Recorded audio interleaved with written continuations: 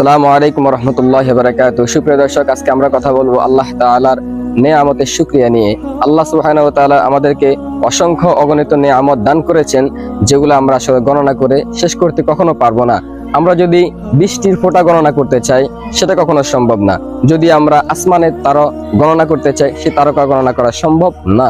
যদি আমরা গাছের পাতা গণনা করতে চাই, তাহলেও গাছের পাতা গণনা করা সম্ভব না। হ্যাঁ, আমরা ধরে নিলাম সবকিছু গণনা করা সম্ভব, তো তারপরেও আল্লাহ সুবহানাহু ওয়া তাআলা আমাদেরকে যে নিয়ামত দান করেছেন, সেটা কখনো গণনা করা সম্ভব না।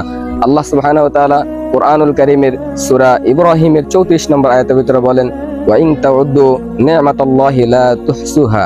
আল্লাহ তাআলা যে আমি আল্লাহ তোমাদেরকে যে নিয়ামত দান করেছি, সেটা তোমরা কখনো গণনা করে শেষ করতে পারবা না।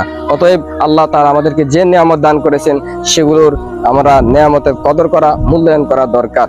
আল্লাহ তাআলা আমাদেরকে যে নিয়ামত দান করেছেন, সেটার কদর করব এবং শুকরিয়া স্বরূপ আলহামদুলিল্লাহ বেশি বেশি বলবো।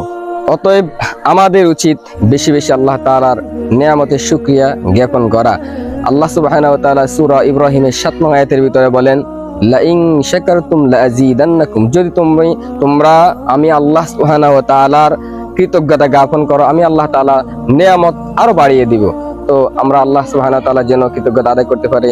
আল্লাহ আমাদেরকে সেই তৌফিক দান করুক। ওয়া আখির দাওয়ানা আলহামদুলিল্লাহি রাব্বিল আলামিন।